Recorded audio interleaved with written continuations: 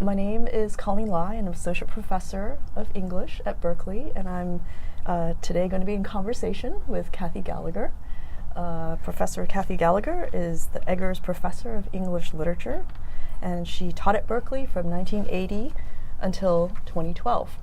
Her teaching and research have focused on the British novel and cultural history in the 18th and 19th centuries, although her most recent book, Telling It Like It Wasn't, runs the gamut from 19th century alternate history narratives to very contemporary American films and novels.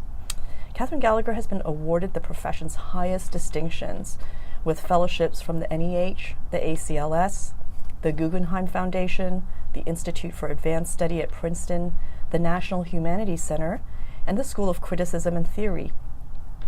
Her 1994 book, Nobody's Story, won the MLA's James Russell Lowell Prize for Outstanding Literary Study. And in 2002, she was elected a member of the American Academy of Arts and Sciences. So we're going to start our conversation now. Okay. Great to be with you here, Kathy. So, Kathy, you got your BA from Berkeley in 1972, your PhD from Berkeley in 1979, and then you started teaching here in 1980. So you're a Berkeley person all the way through. I was wondering whether you could just start by talking about what it's like to have been here as a student, a graduate student, and then as a faculty person. Well, I think that there's a lot to be said for having that long a history and that varied a history with the institution. As the dean says, I bleed blue and gold. So when I came, I'm actually kind of antediluvian. When I first came, the free speech movement hadn't happened yet. So it was a very different kind of institution for undergraduates. My first year here was 63, 64. Mm-hmm. And that year is, of course, the year just before this free speech movement occurred. So I was here up until the sort of very verge of that change in student culture. And then I left for 6 years. I worked mainly in the trade union movement, first for the American Federation of Television and Radio Artists, and then for the Committee on Political Education of the AFL-CIO, and then for AFSCME for a while. So I did a lot of organizing, not of students, but of workers, and came back and got my BA in 1972. Mm-hmm. So when I went away, the student life was one way, and when I came back, it was a very, very different kind of student life, much friendlier to students, much more accepting of students' different kinds of interests, much more encouraging. I know that sometimes the history is written to say that the free speech movement didn't do much for students, but if you really experienced the gap that way, you'd say, no, that's not true. Students at Berkeley actually are much more in charge of their lives, were much more in charge of their lives after the free speech movement. So that was quite clear to me. The second thing that was clear to me is that when I came back after, in the early 70s, there were a lot more opportunities for students to do interdisciplinary work. Students were not, majors were not trapping their students into simply one department any longer. And so I took full advantage of that. I actually did a kind of minimal major in the English department.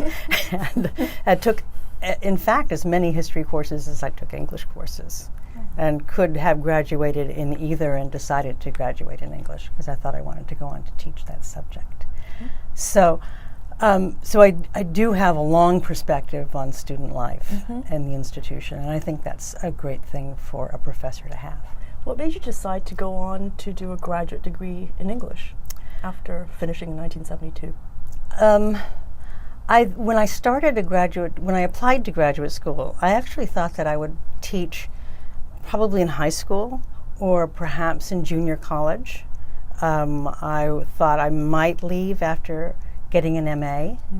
I wasn't sure I was going to go on and do an entire dissertation. I thought I might write a thesis on I always knew I wanted to write a thesis on the cultural change that was made by the Industrial Revolution. And of course, this was an interest that started when I was a labor organizer, because I noticed that the membership would talk one way about their lives when they were talking about their private lives, and another way about their lives when they would talk about their working lives. And I became interested in a kind of abstract way in the different sorts of causality that prevail in different areas of our lives, how we split ourselves up as subjects and see ourselves sometimes as determined and sometimes as free. And I became very interested in that, just sort of what are the now, at the time, I would just simply have said, what are the psychological rules? But I came to see them more and more as narrative rules. And I wanted to study that in the novel itself, because I thought the novel was a kind of record of subjectivity. So talk about that in terms of the thesis you did write, and what relationship that bore to the novel, what became your first book on the industrial novel. Right. So that was the first question I had, was what kinds of, did causality change in the novel when the protagonists were working class people? That was the question I had.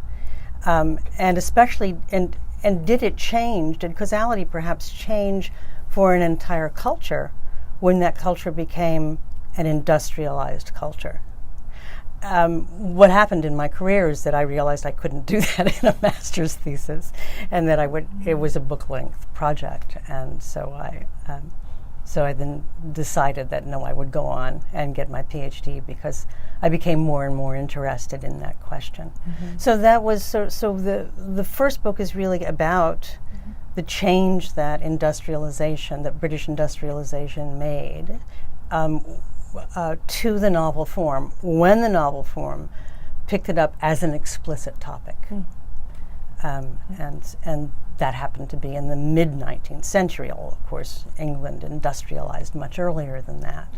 But it was really when the questions of how industrialization was going to be organized became questions of public policy. So it really centered on the early factory acts, which didn't actually get passed until the early 19th century. So there were some factory acts that were passed in the very first decade of the 19th century.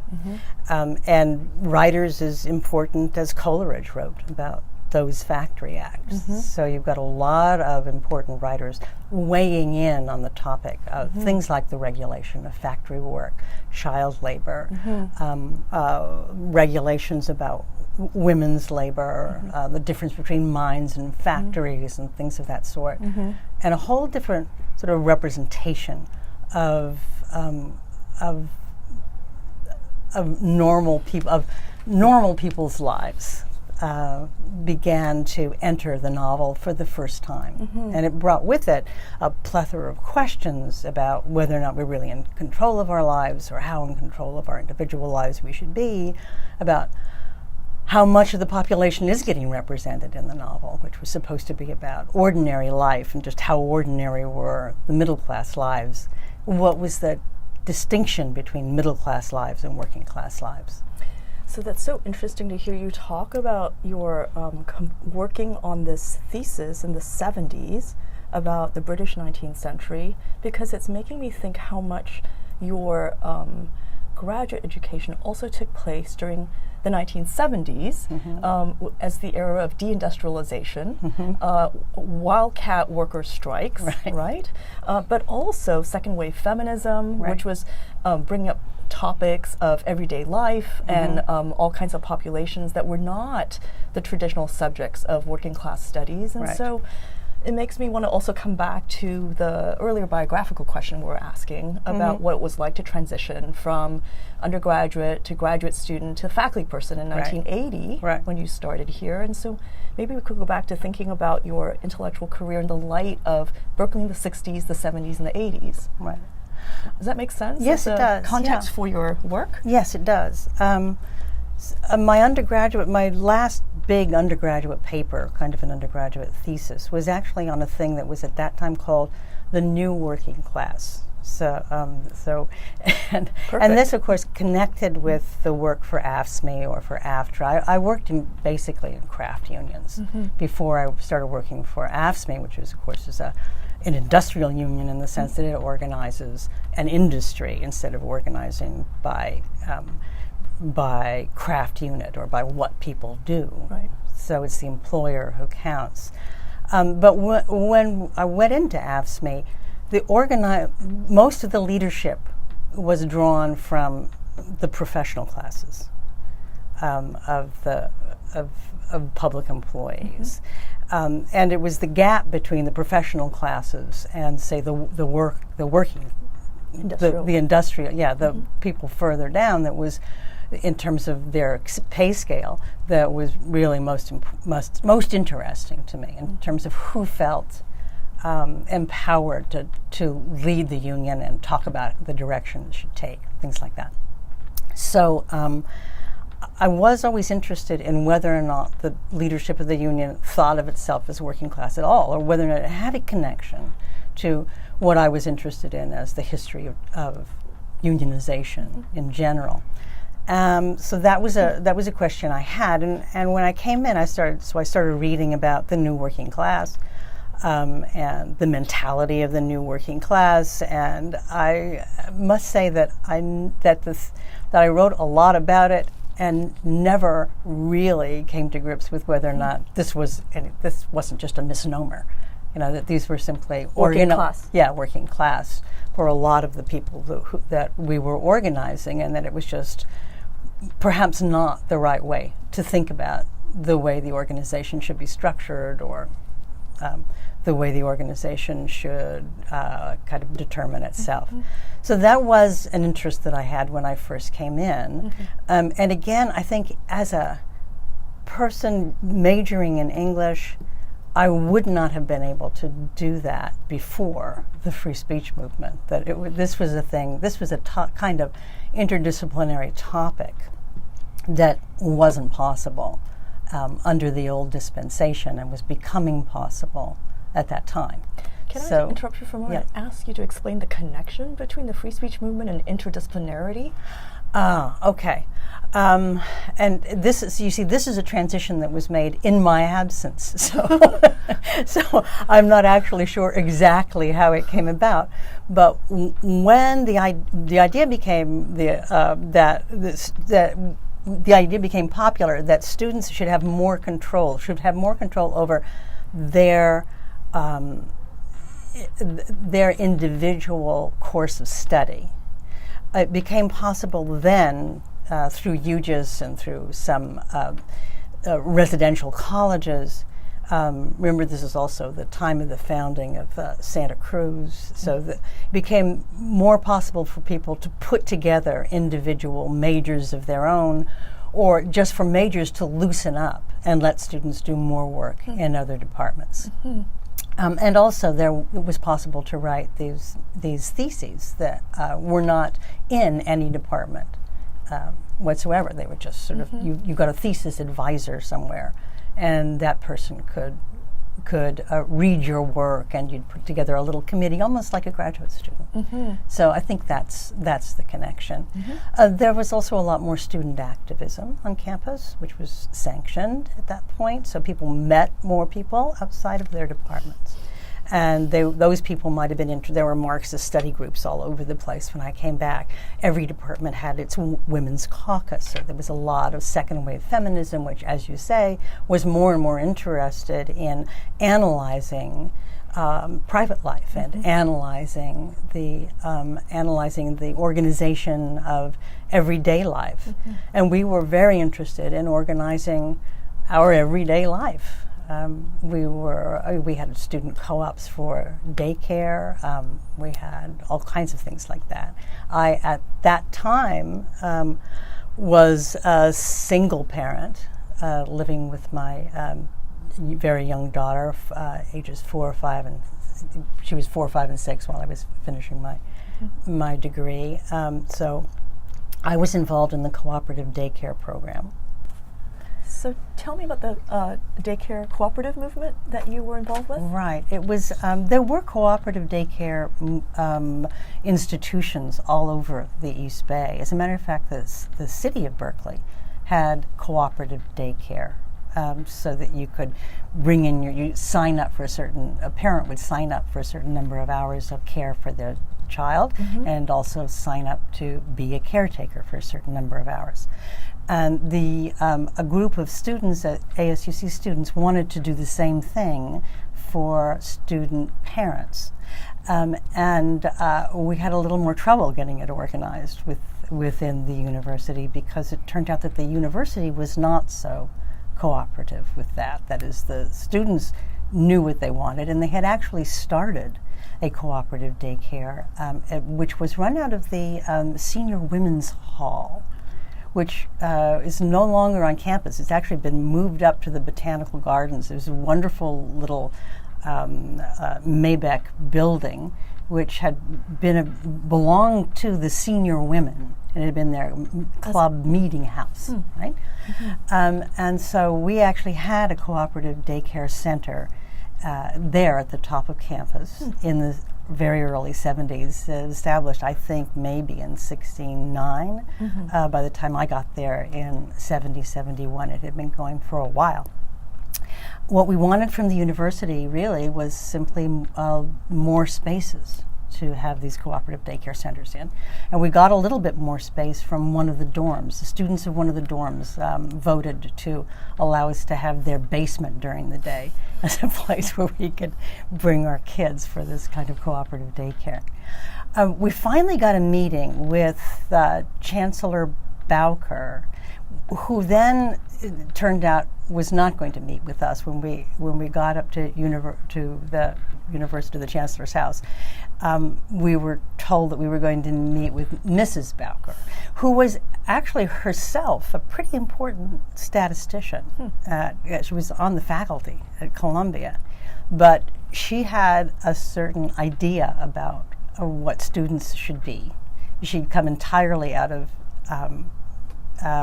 private universities. And so she invited us in for tea, a small group of us, and we sat down there for tea.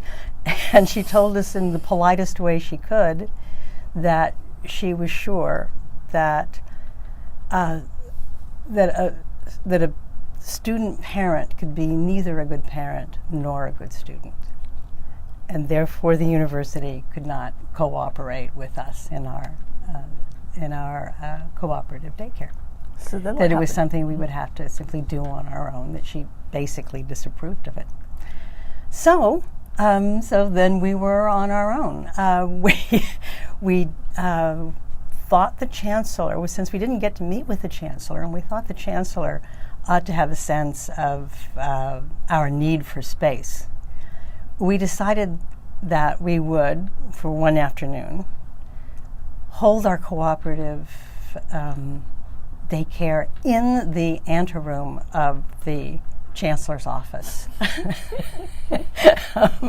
And was so that in California Hall? In California Hall. So that's what we did. We just took the operation up there, and we let it go. So we were pretty sure, as a sit-in, that they probably wouldn't call the cops on a bunch of preschoolers. And so we did that afternoon. It got a lot of good publicity. And I think things pretty much turned around from there. I don't remember the exact timeline. But after a while, we found it possible, especially with the student dorms on our side, to make more and more space for student parents on campus. And of course, now the university is extremely friendly to student family life. Yeah, so that's a great story. Yeah. So despite your raucous behavior as a student, you got hired here as a faculty person in 1980. Well, so can we move on to 1980? Sure, but I think you have to understand that coming from the trade union movement, the university was it was a pushover. It was really they were not out to keep you down. They really did most of the time want to make life better for you. And I found that, especially as a graduate student. In a department like the English department, all you had to do was propose something and they'd say yes. It blew my mind, coming from a situation where you were really bargaining against against an actual adversary. So I think I probably did not seem to people on the other side of the table like some fearsome revolutionary. I think I was I found it easy to be a kind of good departmental citizen as a graduate student. There was lots of graduate student activism at the time. And I think most of it was very helpful to the department. And this is also, must be admitted, the time before graduate student unionization. Yes. So all of this was done with the understanding that you were sort of a kind of junior colleague. So it had a different tone to it altogether, it seems to me. Well, I could ask you infinitely about the 70s, but let's go to 1980. Oh, not such an interesting decade. Yeah. You came back to Berkeley as a faculty person in 1980. That's right. After having taught at elsewhere. Denver. Yeah, at Denver So what was that like? Well, it was a little bit strange. I still had many friends who were still in the graduate program, for one thing. I had not expected that this is where that I would end up. As a matter of fact, I'd been explicitly told that it was an impossibility. Why? Because the English department does not like to hire its own graduate students. As a matter of fact, as you know, it has a policy against doing that unless you've already been away. And the rule was, at that time, you had to have been away and you had to have published your first book. And my dissertation was a pretty finished thing. That is, I didn't need to revise it much, but I did need to add a couple of chapters for it to come out as a book. So it was not absolutely finished. So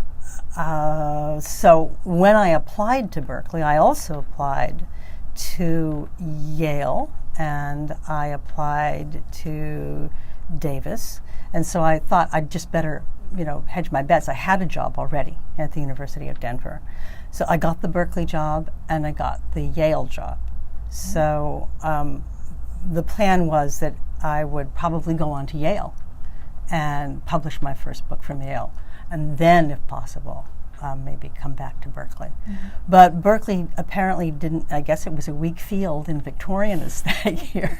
And they decided that they would make the exception, that the dissertation was superior enough from all the other dissertations that were submitted that year in that field, as from job seekers that they could do that. So, but it was strange. I have to tell you that. I think there were some people on the faculty who didn't quite like it. There were several women on the faculty, and there was an active women's caucus on the faculty, which I had belonged to when I was a graduate student. And I felt very much supported by them. But there were still some people in the department who, thought they needed to do, kind of initiation rites. Well, now that you alluded to initiation rites, I must ask you. For example, yes. Who was a great medievalist and the grandson of the painter and the son of the filmmaker, Alain, decided that he came to my office, knocked on my door, it's on the 4th floor, and said, "Catherine, would you like to see the men's bathroom and the restroom?" He said. And I said, all right. So we walked around the corner to the men's restroom. He said, this is a quiz about this restroom. And he opened the door, and I said, this is really kind of awful faculty men's, pissoir. And I said, so what's the quiz? And he said, why is this restroom like Henry James? I said, why is this restroom like Henry James? I can't figure it out. I'm standing there blushing, like crazy. And Alain says, well, it's because it combines the sterility of America with the filth of Europe.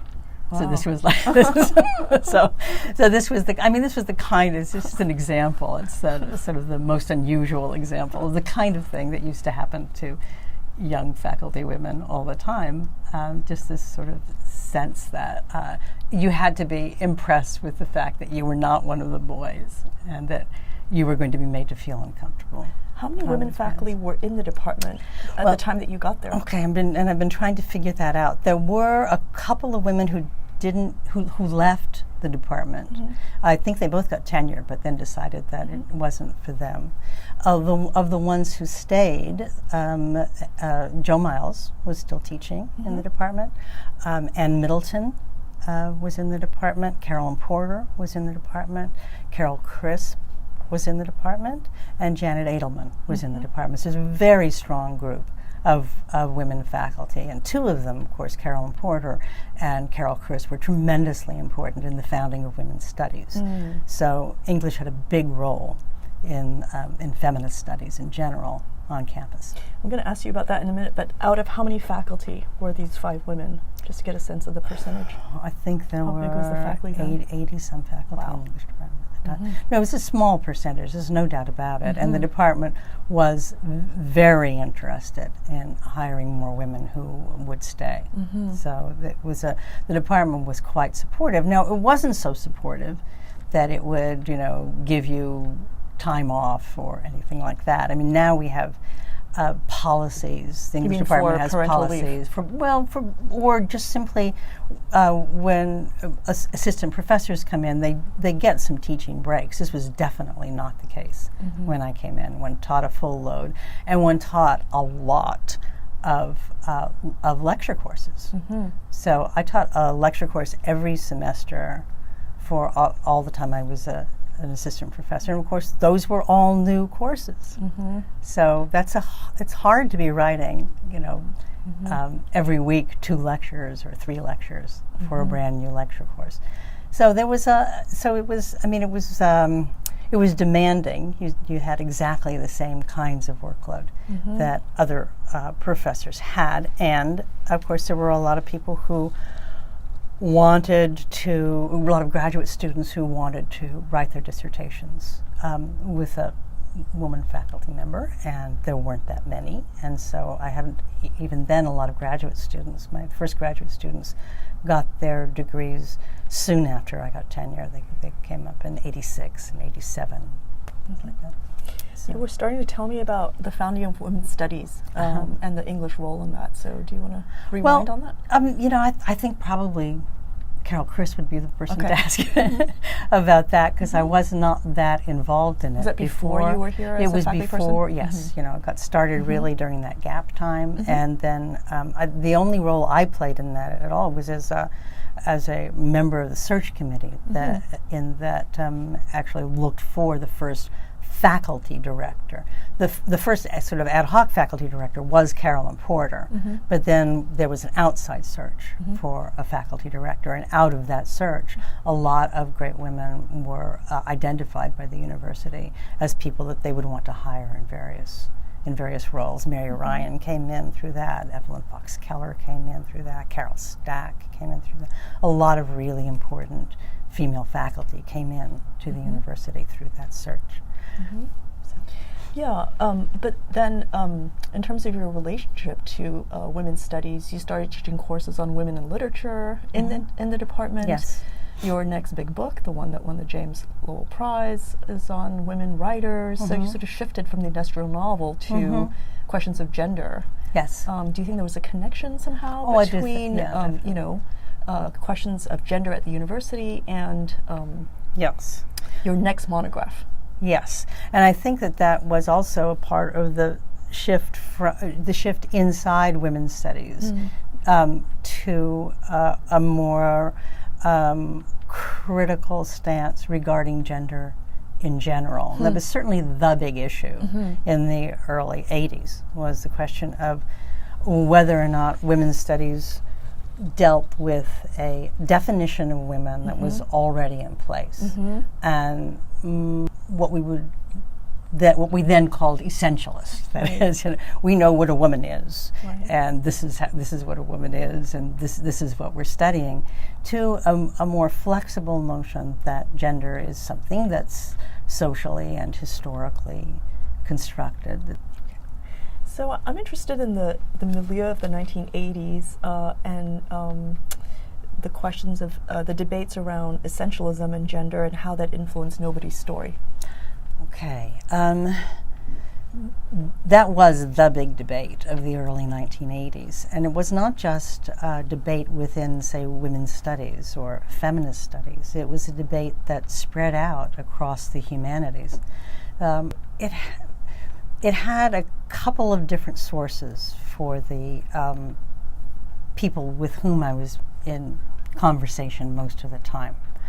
One of those sources had to do, obviously, with gay and lesbian studies. Another one had to do with the long history of the historiography of everyday life. So Berkeley had a number of important historians who were interested in that topic, and Natalie Zeman Davis, of course, was certainly one of them. There were people in the French department, like Howard Bloch, who was interested in that. Leo Bersani was interested in that. D.A. Miller in the English department was interested in it. The question had to do with the extent to which gender is something stable and tied to body parts and or whether or not it's a much more fluid thing that people actually get acculturated into and get acculturated differently in different historical times and places. I was very much on that side of the argument, that gender itself and even our sexual preferences and how we think about ourselves sexually were historically, as we used to say, constructed. So somewhat, at least, historically determined. And of course, my very good friend in the history department with whom I taught frequently, Tom Lacour, was writing a history on that. It was a history of sex, basically. So that was the debate. This was a debate that was sometimes not appreciated by certain people in women's studies because they had an idea that women's solidarity was based on a typicality of experience that cut across times and places and races, and that we therefore could understand each other historically very easily, mainly simply by identifying, yes, that experience is like my experience, that these experiences were more or less universal. So that was a big topic, and it had certain important consequences. For example, there was a certain amount of money allocated to women's studies, and if that was going to be allocated to gender and women's studies, then it was going to have an impact on women researchers at the university. So this was something that we had to consider very carefully. And so we realized that there was a politics, there were practical everyday implications to the kind of thing that we were arguing. But the journal that we were founding, Representations, was also very much involved in this kind of historicization, the historicization of things that had not seemed historical previously. The historicization of things that had before seemed universal was one of the things that Representations was really interested in. So I became interested in that too, and I realized that I didn't actually know much about the subjective orientation of women, say, before the 19th century. The 19th century, when, after all, the idea of the separation of spheres was actually invented. So, and the separation of spheres, I had argued in my first book, was actually a boon to women, because before that, before there was a separation of spheres, there was just a hierarchy. There was like men were in charge and women, did what they were told. But with the separation of spheres, the idea was that women had their own sphere, and in that sphere they could exercise influence. And they became kind of repositories of certain kinds of cultural value, of certain kinds of moral value. So my first book, the one on industrialization, argued that this was not at all a bad thing for the actual status of women, although we now see it as somehow patriarchal. My argument was it wasn't patriarchal. It was involved with a different kind of, it was an equalization caused by separation, and that's what it gave us. So what I realized is that I didn't understand, what had gone on, say, prior to that. But I did know that that there were writers who could help me figure that out, because I knew that at least in England, professional women's writing started much earlier. It started in the late 1600s. So it started with the restoration of the monarchy. And so I became interested in that. So I was trying to historicize that moment when women first became professional women. And the first profession they entered was basically the profession of theater, which was newly open to them. And they entered it not just as actresses, but also as playwrights. And so I got very interested in that, and what the sexuality of that was like. Were women allowed in because they were considered morally superior? And a lot of Victorian women's writing is based on the idea that the woman writer has a superior ability to sympathize and things like that. But that's not what was going on when women writers first actually professionalized. So I got very interested in that, and I was trying to show that there's a long history to women's subjectivity, and that some of it is actually quite foreign to the sorts of things that we would consider feminist.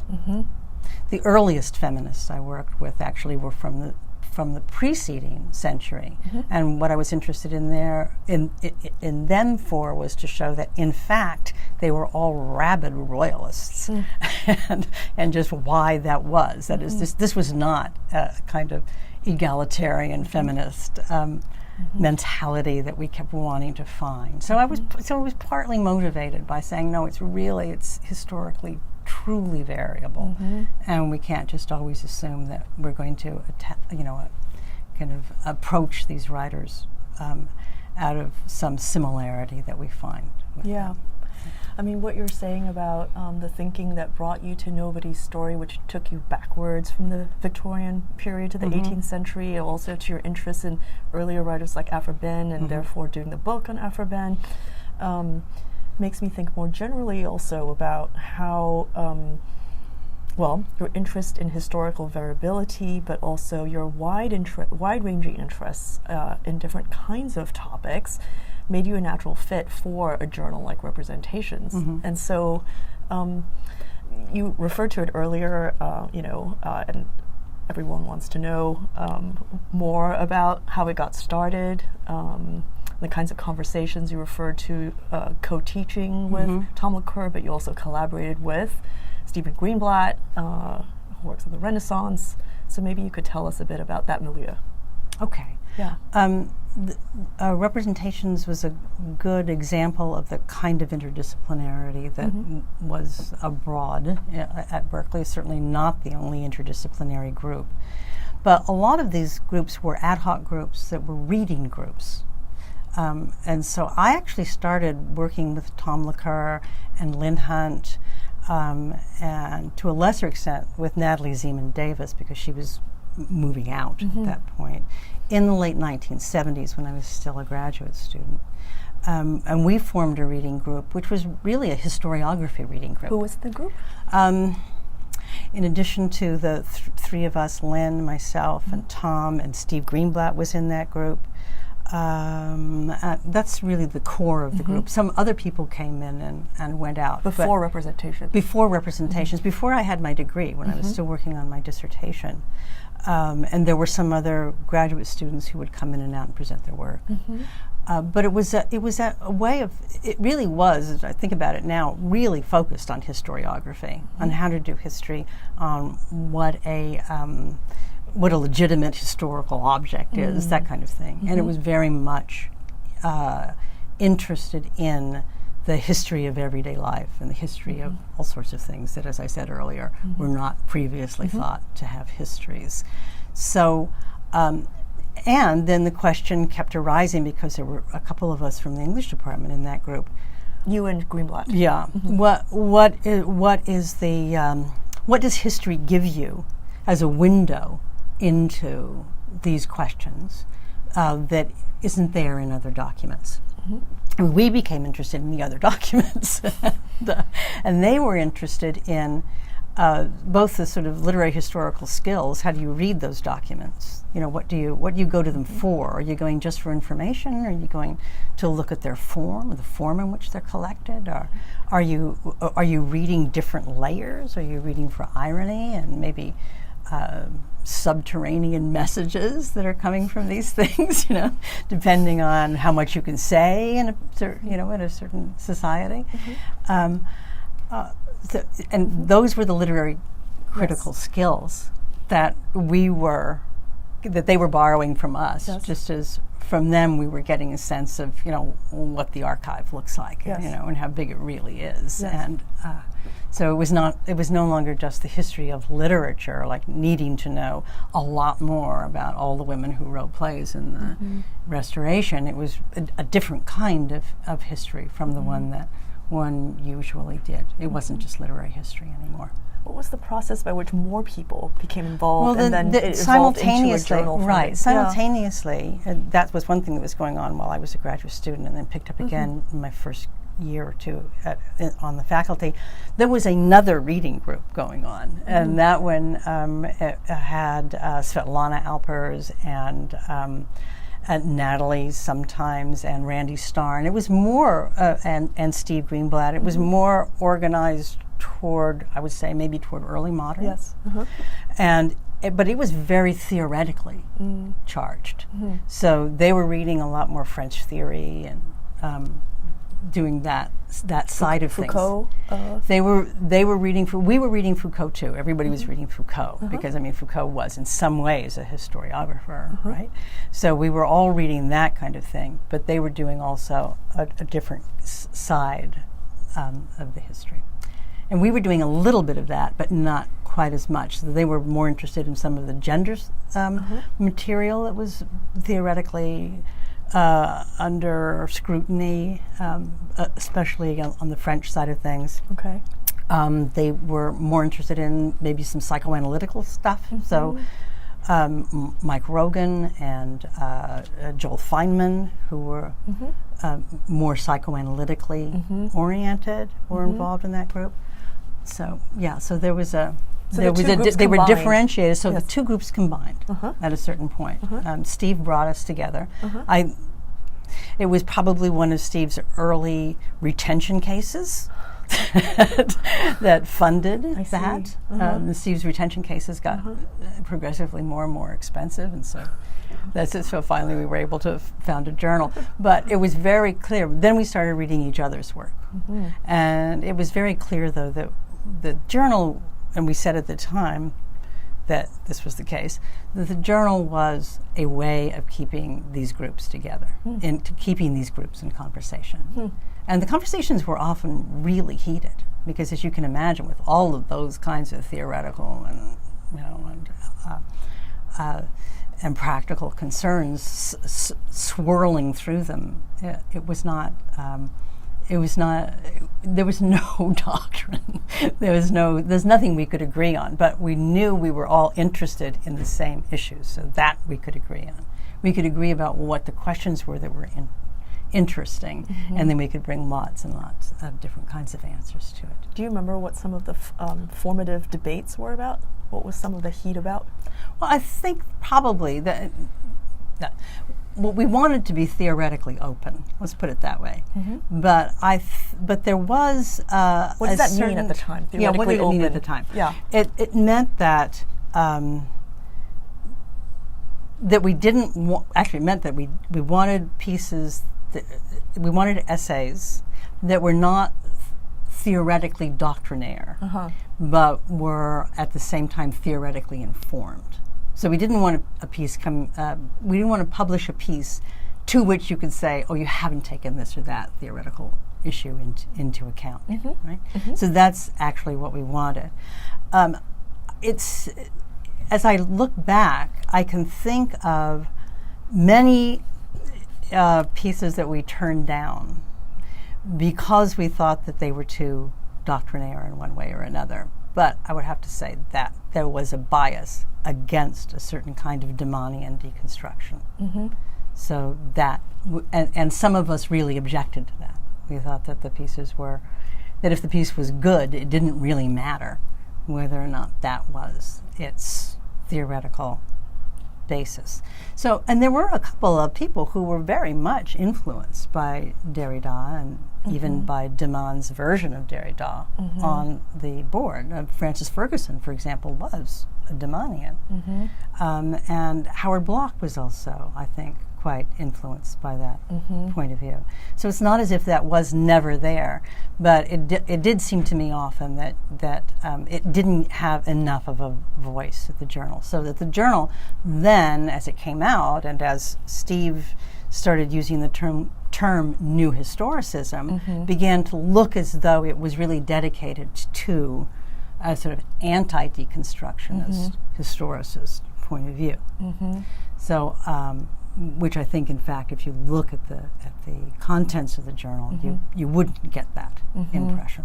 So on the one hand, you were sort of against an anti-historicism, but you were also against an old historicism. Right. So what was the old historicism that New Historicism was defined against? Well, the old historicism, first of all, we have to, I think the term historicism is probably, was ill-chosen, partly because the thing called historicism has a long philosophical pedigree and brings with it a whole lot of baggage.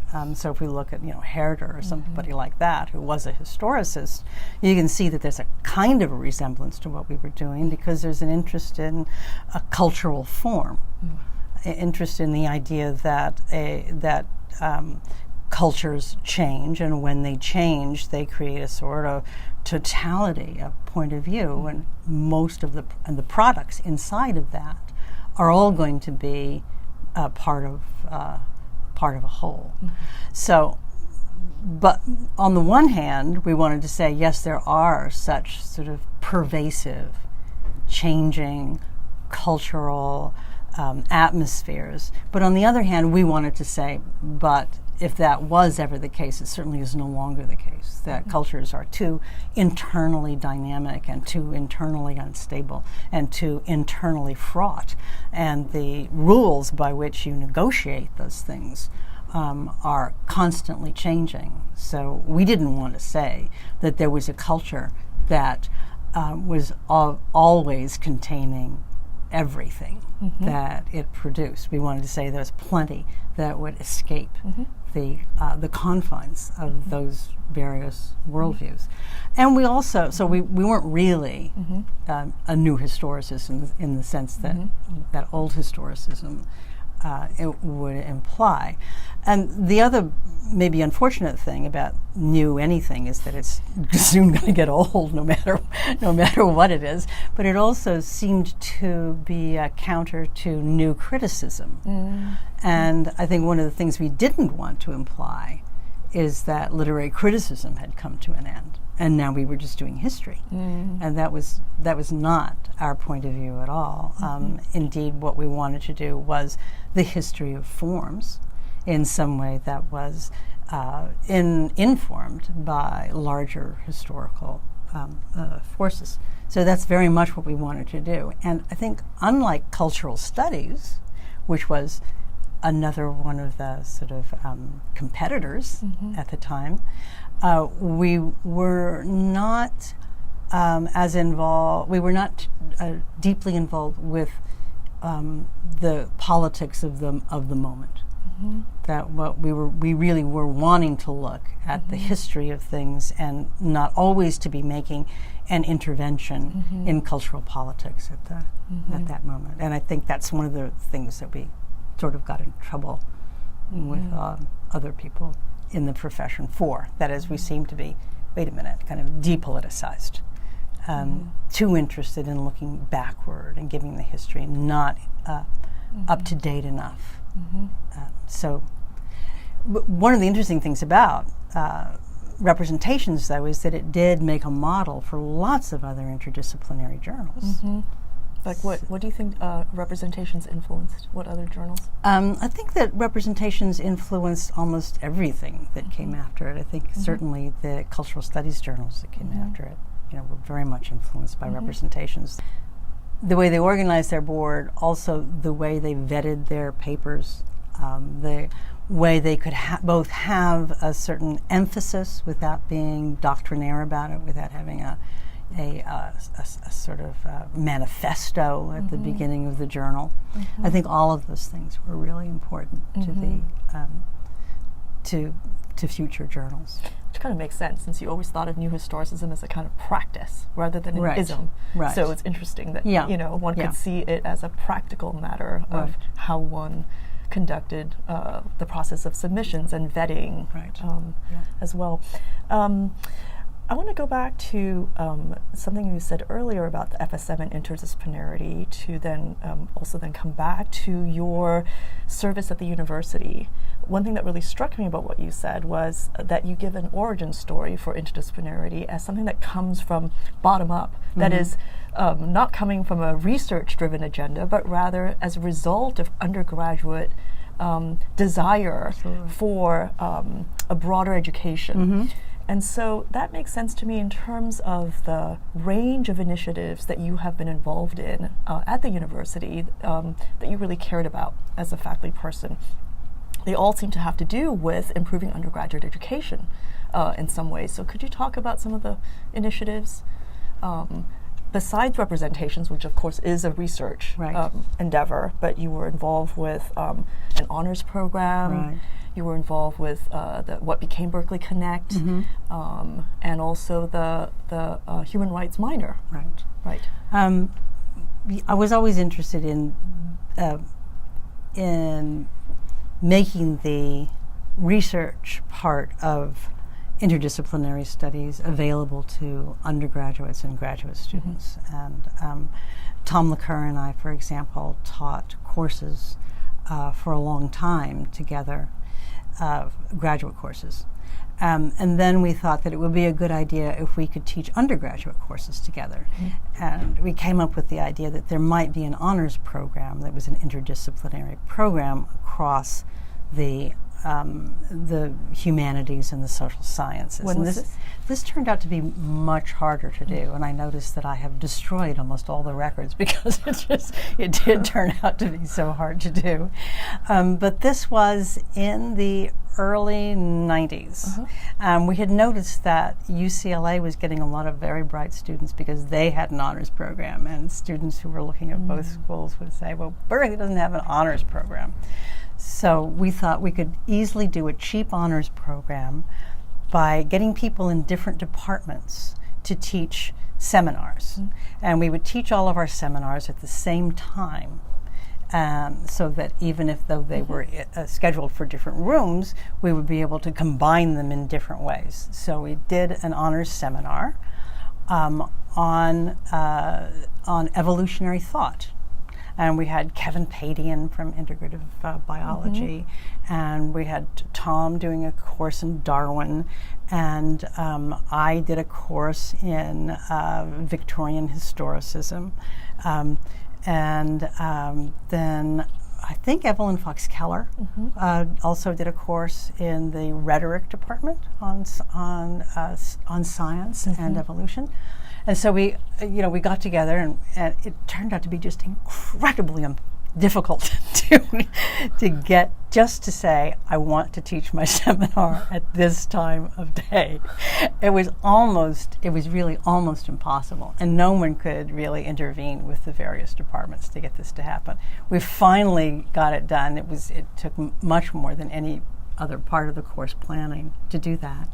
And then we could get together, and Kevin Padian could give a lecture on Darwin, and Tom could give a lecture on Darwin, and we get all of these different points of view. And Evelyn Fox Keller could give a lecture on Darwin and mathematics, and it was just, amazing. It was just great. But at the same time, the administration didn't think it was a very good idea. We were trying to do it through UGIS, and that was because we probably shouldn't have billed it as an honors program, because they thought it was an elitist program. And so they decided, it was one of those things that had money. When you're starting out, you get a little bit of money, and then later you don't. Anyway, so in the attempts to do something like that is to sort of break through the continuing anomie of undergraduate life, Berkeley Connect came up as one of the things. That, of course, started in the English department. And it did occur to me after the experience with that honors program that maybe something inside the department would just be so much easier to do. And of course it was Kevis Goodman who came up with the actual proposal. But the proposal was to, as you know, to for the students to be able to have sort of unofficial meetings around various topics, to meet a lot with the people who were instructing them, to get to know the campus in various ways. It might also teach them things about their own subject. So all of that actually worked out, I think, better inside departments than between departments. And I think this is just the way Berkeley is. It's always going to be that way. And when I became chair of the department, I could see how hard it is to schedule anything, let alone something in coordination with somebody who's also trying to coordinate, the rhetoric department or integrative biology or something like that. So the next interdisciplinary project was a human rights minor, also the brainchild of Tom and me, with Tom's money. Tom got a big prize and generously shared I think he shared every bit of it with the university. And one of the things he funded was the UGIS minor in human rights. And so Tom did the lecture course, the History of Human Rights lecture course in the history department, which was a very large, had a very, very big enrollment. And I taught the senior thesis writing course. And that worked out beautifully. And we had students from all over campus. We had students from out of LNS. We had students who were, from public health, and students who were from the water rights people and engineering, and just students from everywhere. And in fact, I learned in teaching that course how good it is to have non-English department writing students, especially when the students are reading each other's work, because I think English department students can learn a lot from the way other disciplines write, and vice versa. And so I was very, very happy to teach that course for several years. And that course still goes on. The history department still has the responsibility for the introduction to human rights and introduction to human rights and the history of human rights. And that's taught sometimes by Daniel Sargent, who's an Americanist in the history department. And I think that the English department still has responsibility for the thesis writing course, or thesis writers are still included in some English department course. It's also possible that UGIS has taken over the responsibility for that. But it is a much larger operation now than it was when I left it. That's great. So knowing you over the years, you've been involved in search committees for so many administrators and leaders of the university, and yet you never became a dean, or you never decided to go into administration beyond the departmental level. You chaired the department for 1 term plus, and have been involved in the Senate.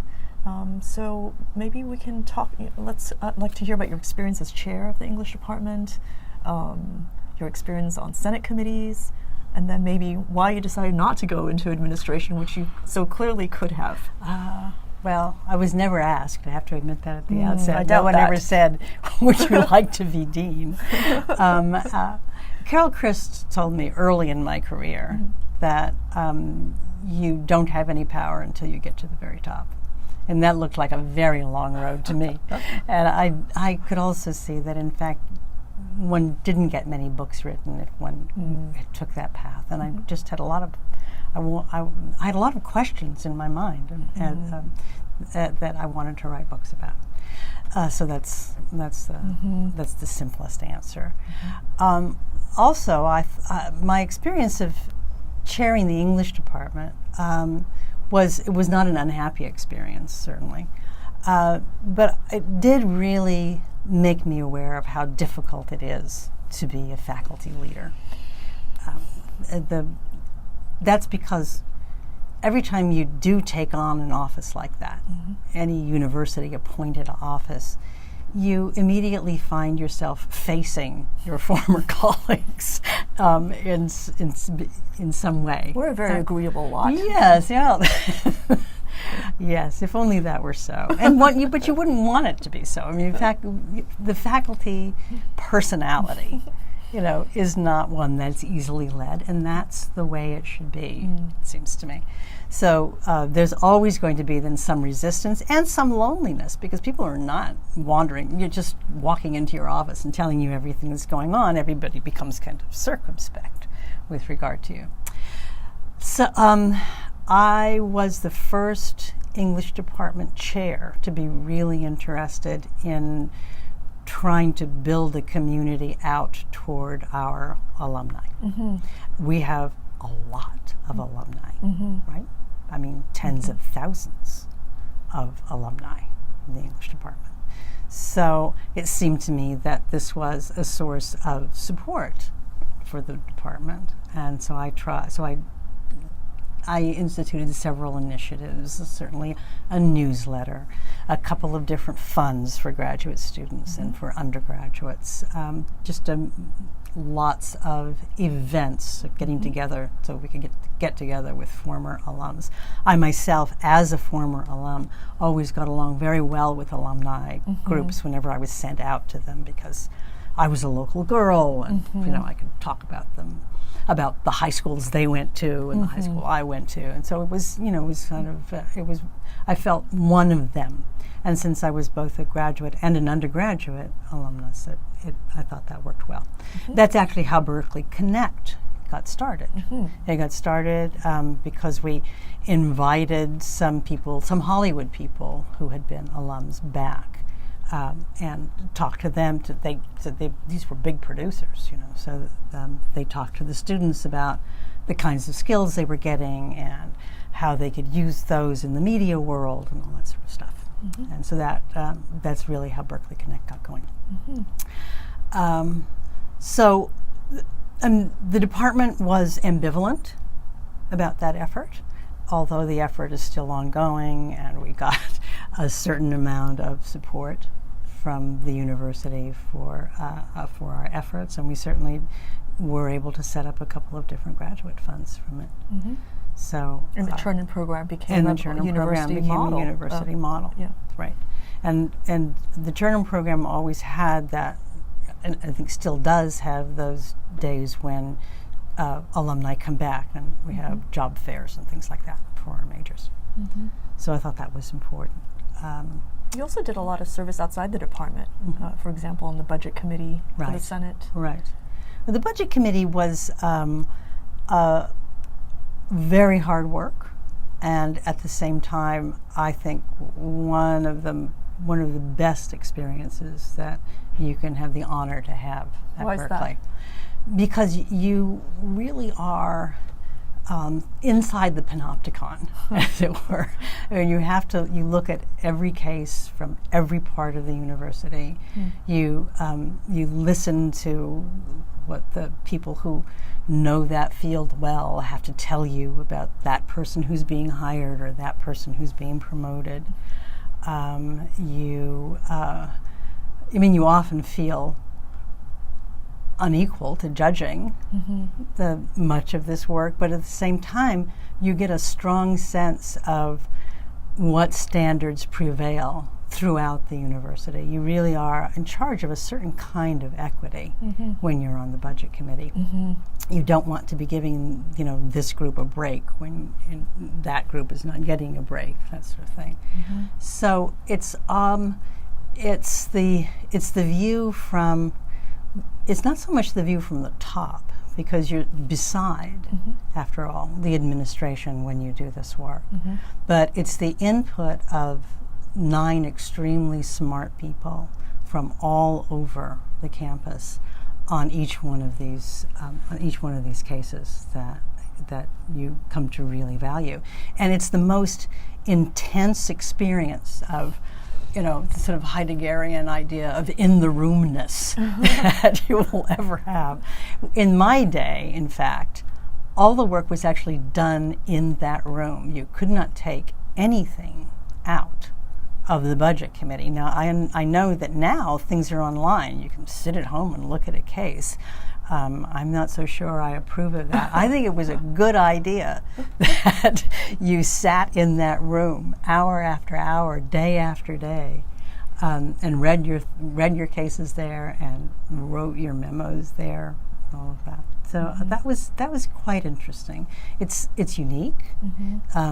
There's no such thing at any other university, even at any other campus. Other campuses have smaller unit semi-budget committees, but nobody has one that goes university-wide or one that is given as much responsibility as the budget committee is given here. The budget committee, after all, decides the distribution of FTE. Which other campuses do not do. Now, and these are things that have been ceded to the budget committee, and that is to the academic senate, little by little, by the administration, so that the administration could always take some of these things back, but they don't. First of all, they get a lot of free labor out of the budget committee. I mean, the distribution of FTE is a months-long, very difficult negotiation that goes on first on the budget committee and then with the administration. So, I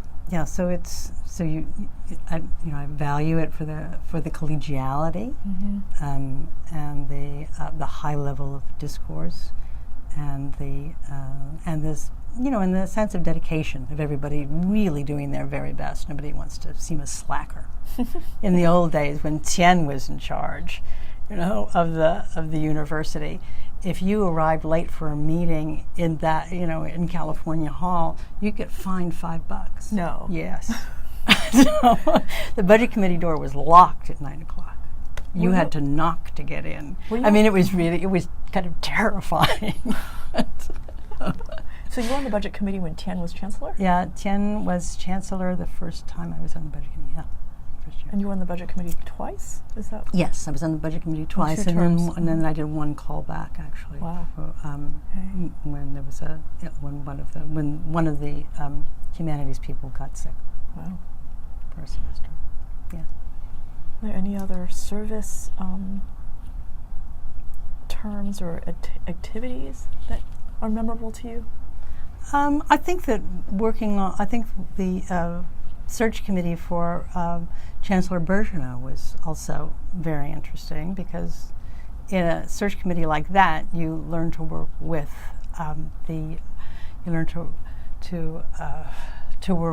with the university administration, which is a whole different thing.